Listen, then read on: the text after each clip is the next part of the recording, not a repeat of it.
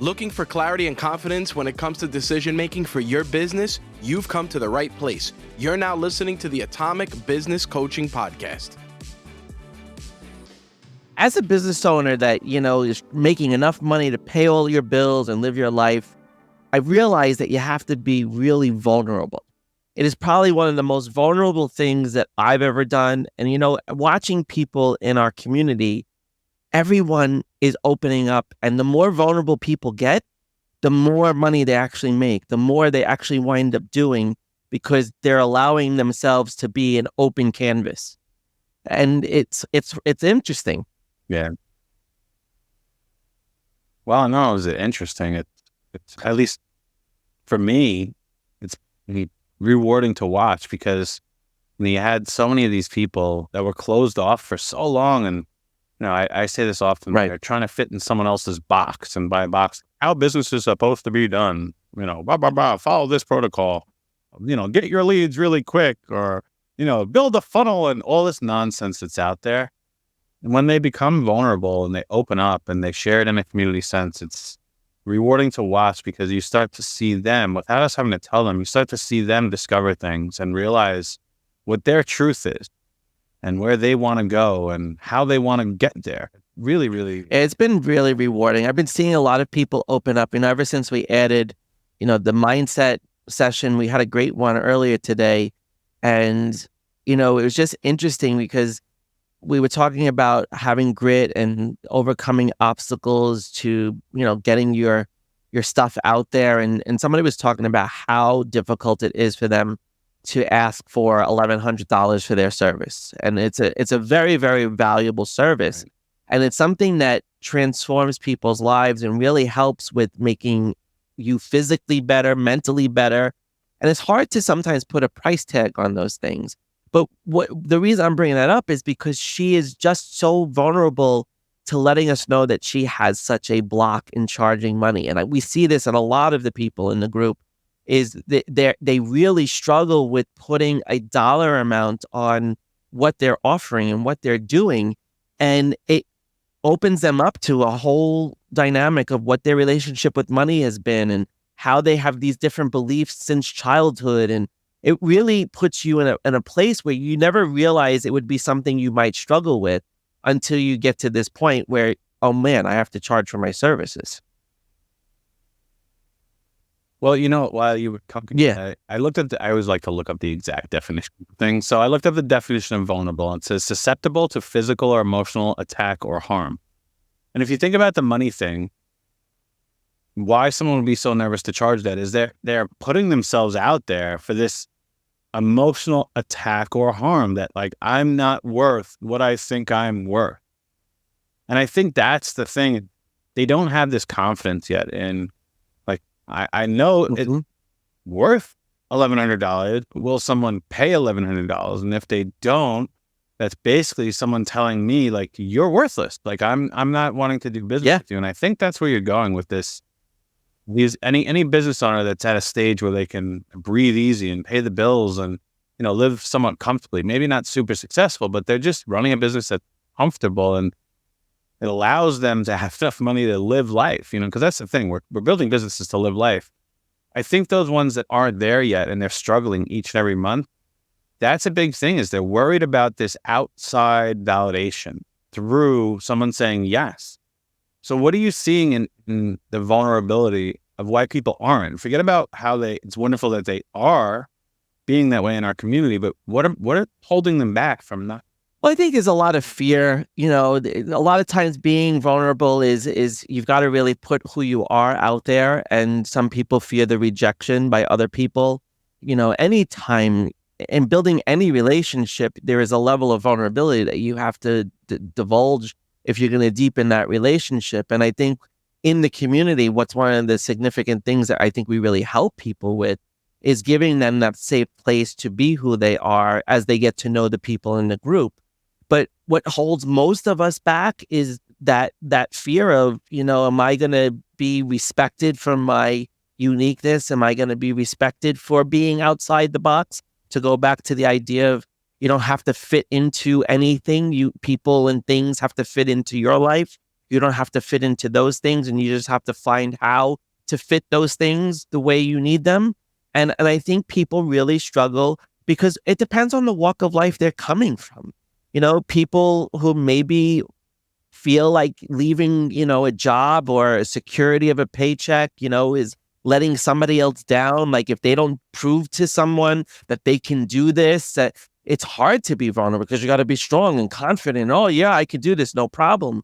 And I think a lot of people struggle with those, those feelings and that way of thinking. And it's really you have to think very, very differently if you're going to be vulnerable. You have to see that there's going to be more benefits to that than there is going to be consequences to that. And if you can't do that, then you really struggle, because I can see the stubbornness in some people, right? We've had a few people in the group that were really stubborn about certain things. And once we help them to let go of that, holy cow, did they excel, right? I mean, we have one guy that went from making $0 to making $7,500 last month because he just got rid of that stubbornness. And he's not focused on, he's really focused on learning now instead of just holding on to what he thought he knew. Well, that's holding on to what that's a good piece of it. And then I listen, me, I watch, I don't listen, I watch podcasts. And over the weekend, I watched the Lex Fridman podcast, and he had Ivanka Trump on there. And it was very interesting. She's such a really great example of being vulnerable, but being confident. And obviously, many people listening to this are going to be like, yeah, but look, what did she have to be vulnerable about? Right. She had a billionaire as a father and was given these things, but she built a lot on her own. And she talked about so many different things that she has done. And at one point in the podcast, she talked about her confidence and vulnerability. She didn't use the words, but that's what she was talking about. And she said what changed from her to be like, and I'm totally butchering and paraphrasing here, everyone, but my perception of what she was saying was the moment she really had this shift and she knew what was going on is when she switched from trying to get external validation to having internal validation. And it no longer mattered what other people thought, because it's what she thought about this situation. Oh, I remember what it was. She created a clothing line. She started with jewelry, and then she went into shoes, and then she went into clothing and bags and all these other things. And it was $100 million per year company in revenue. And, she said that initially her partner was the person who started Nine West, which for any of you who don't know, was a very big shoe company. And when she was doing the shoes, she said, there was a point where I was reacting to everything they were saying. And it was basically like they would hand me colors and materials and heights of the heels and everything else. And she was reacting to it because she needed this external validation of like, oh, that's a good choice. And then all of a sudden something changed where she was coming to the table with the idea. She's like, hey, what about doing this? And what about doing that? And she didn't care about being validated by them because she felt it was a good idea. She felt this is something other working women would want to wear out there. She felt that she would actually put this stuff on and feel confident in public. And she didn't need their validation. And many times she said that she had to say, no, this is what I'm going to do, and I'll suffer the consequences if it doesn't work. But she stopped looking for everybody else to say, you're good. This is a good idea. You know what you're doing. And she said, you know what? I'm going to look inside and say, you know what? I believe that this is right, and I'm going to execute and move forward. And I think that's what I see in our group is when people finally stop looking outward and start looking inward for the validation. It's like this light bulb. I love that. And I think that's a great example. And listen, you can see it in, just not to get political, but just to draw a contrast. That's where I think she differs from her brothers, right? She is always about her own stuff, her own validation of her own thing. She never seeks approval from anybody else except herself. Whereas her brothers, I think, seek a lot of approval externally, which is very interesting. And she is, for me, always the outlier. But I think that's an incredible point that you're bringing up. One of the tenets of conscious leadership is how we look at control in our lives. And it comes through either approval or security that we seek, right? We either try to gain control of our lives by either feeling secure about something or getting approval. And a lot of times when people have that validation externally for approval, they struggle with having control in their life when it's coming to the approval pathway. Mm-hmm. When it's coming to the security pathway and you feel secure and you have everything that you need, then you're able to feel like you're in control. But it's so interesting on the approval side because that's where the true vulnerability comes in. Is vulnerability is not necessarily how open you are to the rest of the world. For me, it's also how well you see yourself in the rest of the world. Can you actually put yourself into where you fit in and where things fit into you and how that all works to gain your own self-approval? Because the only approval we need is approval of ourselves. We don't need now, when you're selling a product, of course, there's a market share and you want the market to approve of the product that you're serving so that you could sell more of that product. But the validation for yourself has to come from within. You have to see that what you're doing is on the right path, and you have to be open and willing enough to keep learning and embrace a growth mindset to see and be confident that when you're not getting the results you expect, that you don't necessarily lose approval of yourself, but it only bolsters your own approval of yourself to be able to go out there and do better and make it better and iterate and innovate and do all the things you have to do to make that product better. You say there. So security, so control, the way we feel control over our lives comes through the security that we feel or the approval that we feel. And people go by it through different pathways. Some people seek just security. Some people just seek approval. Some seek both in order to feel in control of their life. So think about a business owner, right? It's like sometimes they feel in control and sometimes they feel out of control. And based on what they control will determine their own security. And I want to, we're talking financially here. Okay, folks. So the thing is they know they're in control, but they think it is out of control, right? Which then has their security teeter. And it's like, oh my goodness. And this is, we have many of our clients that we coach on one-on-one have meltdowns. I had a meltdown. Oh my God, I'm not supposed to do this. And I'm like, hey, I have a melt. Yeah. I'm like, I have a meltdown like once a week.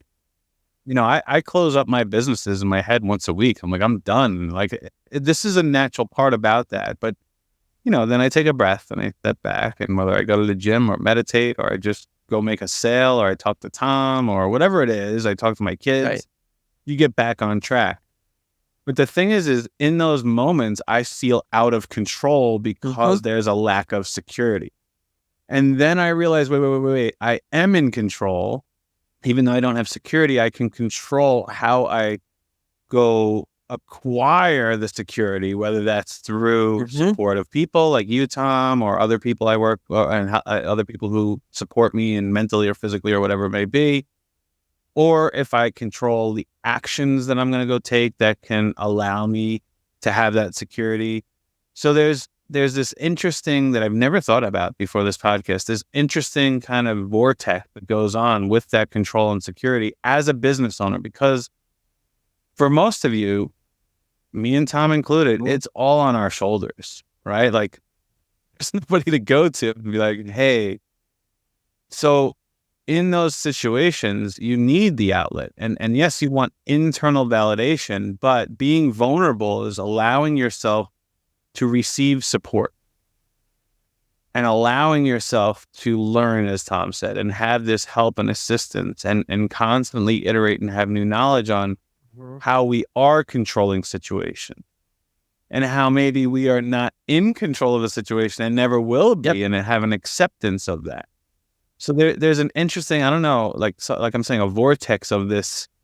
We've talked in the past about upward and downward spirals. And for me personally, I see it as an upward spiral. As when that happens, I say every problem is an opportunity in disguise. But I've watched so many people where it's a downward spiral. And 100%. And when I think of people who are struggling to make their number, even just make their bare number, there is so much this feeling of, I am not in control of this. I can't do this. I don't have the security. I don't have the money. I don't have the thing that's going to help me do that. And when we show them that you are in control of it, because you can go and control the actions that will lead to the money, that will lead to the security, that will lead to all of that stuff. I think of it a lot of times is being a business owner is like being out there on the limb all by yourself. I mean, you are literally out there on the limb by yourself. And depending on how well you strategize, you're either going to fall into the pit, or you're going to fall out of the tree, or that limb is going to stand strong because you're giving it all the support and the integrity that it needs to sustain whatever it is you're trying to do, so that you could stay out there on that limb. It's like living on the edge of chaos, right? Because the edge of chaos is where the greatest innovation takes place.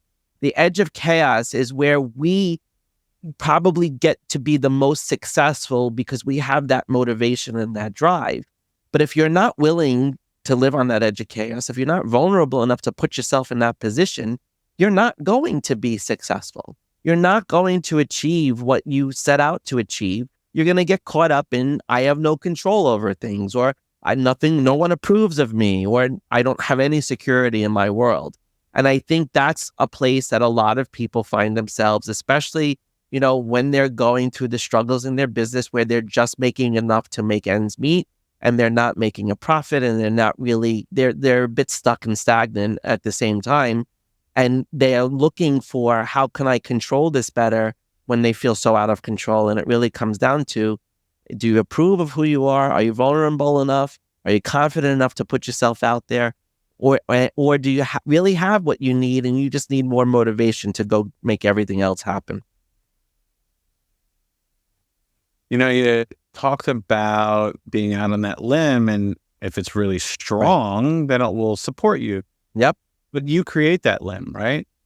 As a business owner, you create that limb. So it's interesting, as we're talking about vulnerability, is you have to get to a point, I think I am. You have to have the ability where people can be vulnerable around you. Because without people or systems or processes, whatever your business is made up of, if it can't be vulnerable around you, then you can't give it the support that will end up supporting you. There's Tom and I look all the time into our systems and processes and courses, things that we're doing for our clients. And we look at it to a point where, like, does this work anymore? And the problem is, when I look at that definition again, then it is susceptible to attack or harm, because there's times Tom and I have to rip it up and start all over again. But without Tom and I being able to look at something with vulnerability, with it having vulnerability, and saying, hey, you may not be able to go anymore, you may need help, like, that can change things drastically. But that goes for your people and your support system, your spouse, your friends. And if you can have the ability to allow them to be vulnerable around you, they will open up, which allows you to support them. And in return, they will give that support back to you. So I think that metaphor about being out on that branch all alone, well, you're on the branch all alone, but the branch is made up of this giant community of things and people. Right, 100%. And you're right. You have to be vulnerable as a leader. I think that's what makes great leaders. I was working with one of our clients, and he was, well, I'm saying not that you're vulnerable. Yes, that you need that people are able to be vulnerable around you. Like you, for lack of better words, you put this safe space vibe out there that they can be vulnerable, so they can open up. And I think that's why you and I are so good at coaching. As harsh as I am, I think they feel like I can tell him what I need to tell him. And this is opposite things that they'll tell you versus they'll tell me. But this is what I see some very successful business owners, people feel like. And and you hit the nail on the head. Like, our ability to coach people through their stuff and get people to open up in ways that they never thought they would open up. And it's amazing the things that we hear. I mean, we know a lot about our people, from the private secrets to, the things they struggle with on a daily basis as human beings. And not even, and to being business owners, all of those things. And our job as coaches is to provide that safe, not judgmental place so that people can be vulnerable, because you're not going to make progress unless you get everything off your chest. And that's where even too, where your employees and like you're saying, like the people that support your business and support you have to know that it's a safe place for them to be able to be themselves and do the things that are going to make them the best employees. Because if they feel like they can't talk to you, that you're unapproachable, or that you don't want to hear it from anybody else because you're a control freak or whatever, and you can't let go of some things, it's going to create a very negative environment to work in, and it's not going to bring the best out of your people. That's really where it is important that, the best leaders are people who make people better people because they allow them to be themselves. And that's promoting an environment of vulnerability, so to speak. The way that I've always been able to be vulnerable is, number one, I'm okay putting myself out there. Right? And some people might not be. But what I've learned over time, and it's funny, I was at a birthday party, a 40-year-old birthday party on Friday night in Long Beach on the rooftop of a hotel. Music was super loud. I'm 45. I guess I'm too old for the music. But the room was filled, and it was my cousin's birthday party. And she's like, I didn't want to do all this. And my husband did it. Da, da, da. And I told her, I'm like, Jill, look around the room of how many people love you. Right? Like, look at all these people that care about you, that want to be in this room. There had to be over 100 people in the room for a 40-year-old birthday party. That's crazy. To me, that's crazy. But the way I've been able to be vulnerable is by, like, if you're not going to accept who I am, I don't want to be involved with you. My birthday parties are very small. Okay? There's not many people that are at them because I've eliminated the people who can't accept Adam for who Adam is. So there comes a time when your vulnerability or your lack of the ability to be vulnerable is not your fault. It's someone else. And it's these other people who you feel you can't be yourself around because they're going to judge you, but they're not judging you. They're judging themselves, or the jealousy of them in your ability to be vulnerable. Or they're just those types of people that they call themselves friends, but they're only there when shit goes wrong for you. And they want to be like your teacher and your helper and everything else. But when things go right, they don't want to be there. So where I'm going with this conversation is that you may need to eliminate some people. And Tom and I always talk about, when you have people in your business and in your life, there's people you need and there's people you need to eliminate. So you may need to look at, if I can't be vulnerable around this person, are they a good long-term support system to the endeavors that I have in my life and my business? And if they can't match that, you may need to assess, like, is this good for me? Or are they just fun? Or are they part of my past? And I know that may be difficult for some people, because I'm sure you love them in one way, shape, or form, but they may not be conducive to where you're going. 100%.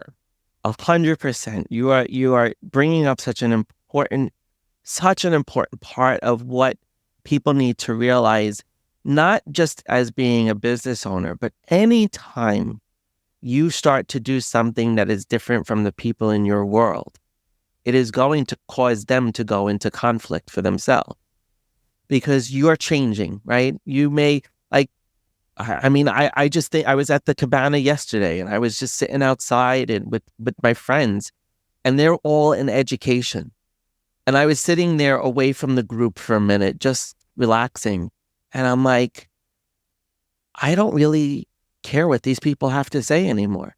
They can't add value to my life as a business owner. They're good friends and they'll be there if I ever need them for something. But to really build me up as a business owner and to make me better at what I do, I'm like, I don't have that support with this group of friends. Now I have it other places. We have, you and me have each other. We have a lot of people on our network. We keep building our network of people who are like us. But you're 100% right. When you start to do something that is different than a lot of the people around you, you have to make a conscious decision that you're not going to rely on those people. And those people are not going to be as integral to your life anymore as they once were. And you have to be okay with that. And as a coach for 5.5 years, I've seen this the entire time I've ever coached. It's when you work on yourself and you start to change yourself, your whole world changes. And that includes the people that are in it. Yeah. In those moments, you got to show empathy, and it's just understand that you have changed and you are working to change even further. And you have to put yourself in their shoes and say, well, what the hell? Why is Tom so different? Does he not like me anymore? Does he not want to be this? Does he think he's better than me? They may be looking at this. Of course. But I think you have to assess what you're surrounded by and what you're involved with and what you're doing to get the place you want to go. I hope everybody listening to this is not complacent.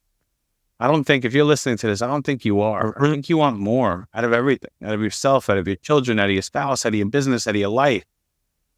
But yeah, it's going to take vulnerability, and it's going to take most likely this internal acceptance of who you are and this validation internal, and potentially not being around the same types of people and finding new people to be around.